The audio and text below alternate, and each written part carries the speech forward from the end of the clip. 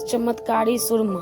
बादशाह अकबर के दरबारियों में सबसे चहेते बीरबल ही थे, क्योंकि बीरबल की बुद्धि और समस्या को भांप लेने की अद्भुत कला थी। इस कारण से दूसरे दरबारी बीरबल से काफ़ी जलते थे। इन जलने वालों में से एक अकबर का साला भी था। वो हमेशा से ही बीरबल का स्थान लेना चाहता था, पर बादशाह जानते थे कि बीरबल जैसा कोई और नहीं हो सकता है।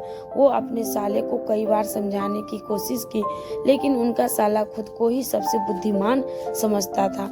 इन सब बातों के कारण एक बार बादशाह के मन में हुआ कि अब ये ऐसे नहीं मानेगा, इसे कुछ कार्य देकर ही समझाना पड़ेगा।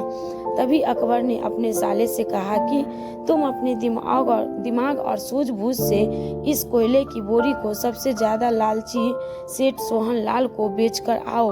अगर तुमने ऐसा कर दिया तो मैं तुम्हें तुरंत बीरबल की जगह दे दूंगा।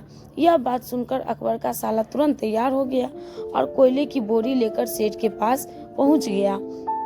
सेठ ऐसे ही किसी की भी बातों में आने वाला नहीं था, इसीलिए उसने उसे खरीदने से मना कर दिया। अपना उदास चेहरा लेकर अकबर का साला वापस महल लौट आया। उसने कहा, माफ कीजिए, मैं कोयला नहीं बेच पाया। इतना सुनते ही बादशाह ने बीरबल को अपने पास बुलाया। उन्होंने अपने साले के सामने ही बीरबल से कहा कि तुम्हें सेठ सोहन लाल को यह कोयले की बोरी बेचनी है। बादशाह का आदेश मिलने पर बीरबल ने कहा कि आप एक बोरी बेचने के लिए कह रहे हैं? महाराज, मैं उस सेठ को एक कोयले का टुकड़ा ही 10,000 स्वर्ण मुद्रा में बेच सकता हूँ। यह सुनकर अकबर का साला दंग रह गया। अकबर ने कहा कि ठीक है, तुम एक ही कोयले का टुकड़ा बेच आओ। बादशाह का आदेश मिलते ही बीरबल एक कोयले का टुकड़ा उठाकर वहां से चले गए। उन्होंने सबसे पहले एक मलमल का कपड़े का कुर्ता सिलवाया, फिर उसे पहनकर अपने गले में हीरे मोती की मालाएं डाल ली और महंगे दिखने वाले जूते भी पहन लिए। इतना सब करने के बाद बीरबल ने उस कोयले के टुकड़े का सुरमा यानी काजल की तरह बारीक पीसकर एक कांच की डिब्बी में डलवा लिया। फिर बीरबल ने एक इश्तिहार दिया कि बगदाद से एक जाने माने शेख पहुंचे हैं जो जादुई सुरमा बेचते हैं। सुरमे की यह खासियत है कि इसे लगाने वाला अपने पूर्वजों को देख सकता है। यदि पूर्वजों ने कोई धन छुपा कर रखा है तो वो उसका पता भी बता देंगे।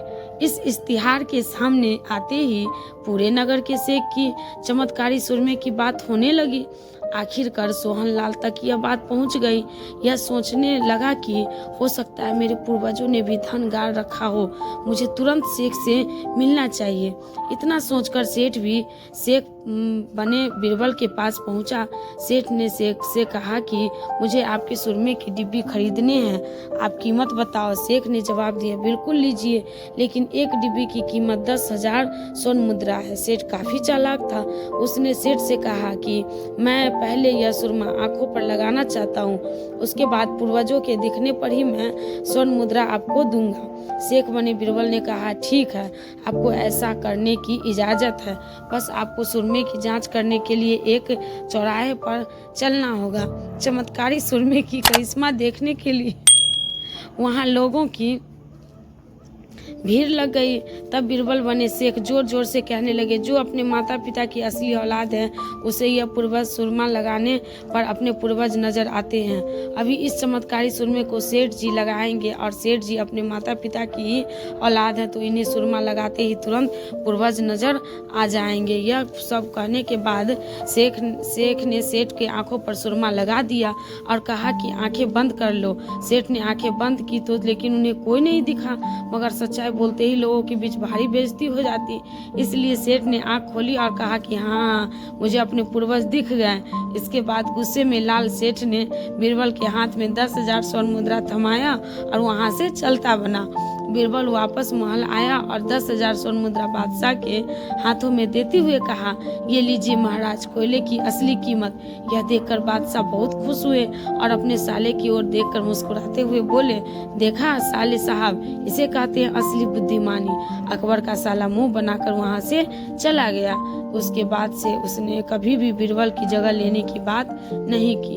कहानी की सीख, हमें किसी से ईर्ष्या नहीं करनी चाहिए और अपनी काबिलियत और साबित करने से हमेशा बुद्धि का उपयोग करना चाहिए। तो दोस्तों, आपको कहानी अच्छी लगी हो तो लाइक, शेयर और सब्सक्राइब करें। धन्यवाद।